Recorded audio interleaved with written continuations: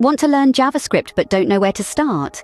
You've come to the right place. Let's dive right in. JavaScript is a powerful and versatile programming language, predominantly used for enhancing web interactivity and for building web applications. A key tool in a web developer's toolbox, JavaScript breathes life into static web pages, making them dynamic and interactive. It's a core pillar of modern web development, alongside HTML and CSS, and it's virtually impossible to develop complex web applications without it. But beyond the web, JavaScript also finds use in game development and even in building server-side applications. Whether you're a seasoned developer or a complete beginner, mastering JavaScript can open up a world of possibilities.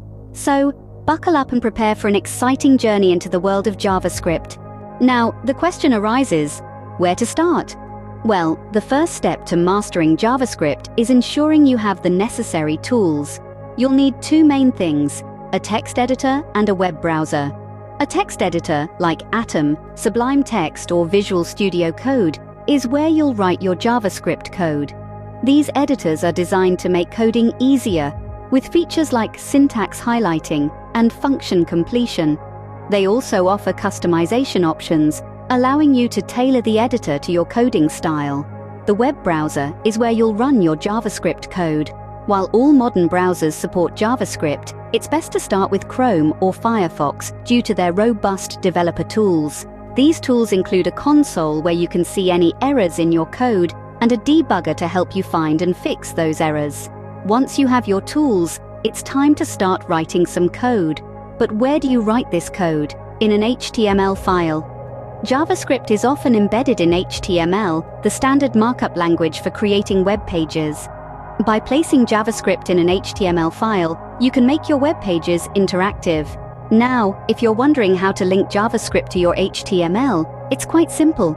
You can either place the JavaScript directly in your HTML using script tags, or link to an external JavaScript file.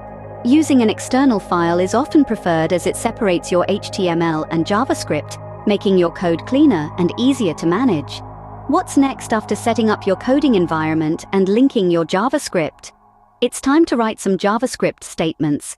These are like the sentences of a programming language. They tell the browser what to do, like displaying a message or performing a calculation.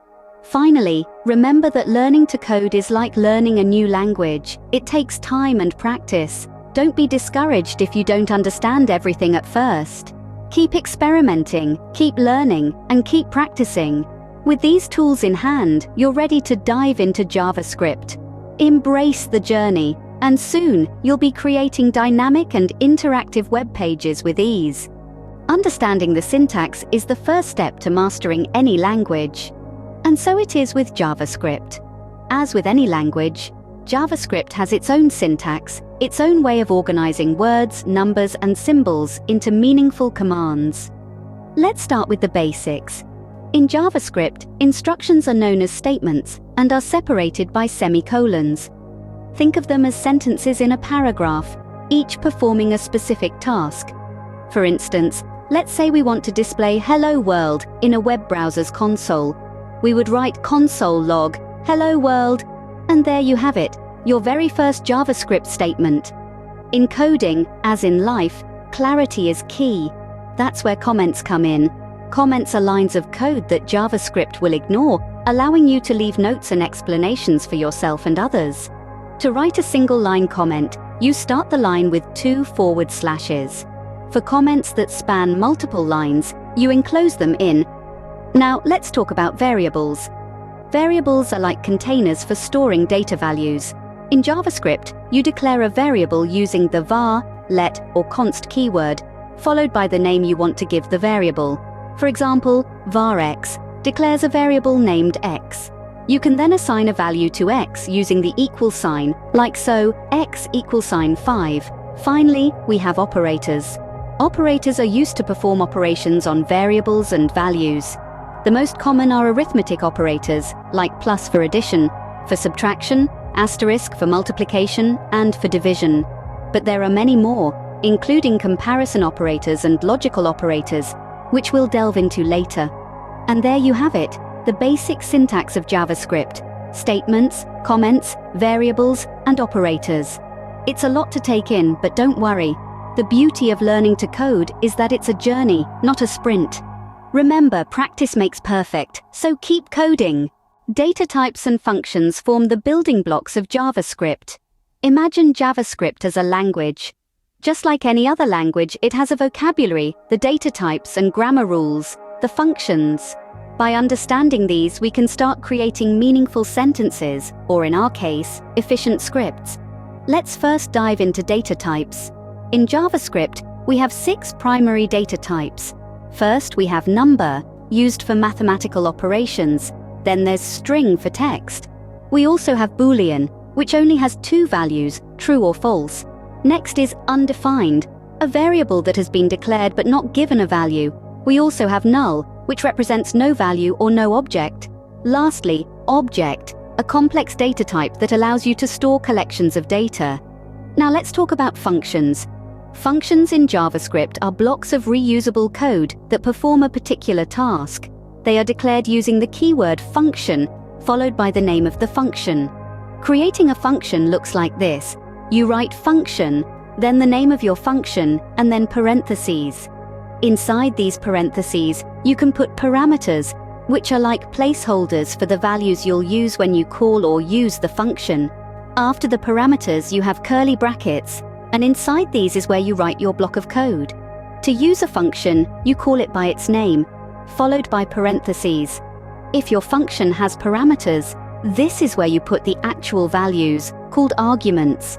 It's like filling in the blanks of a form with the information you need.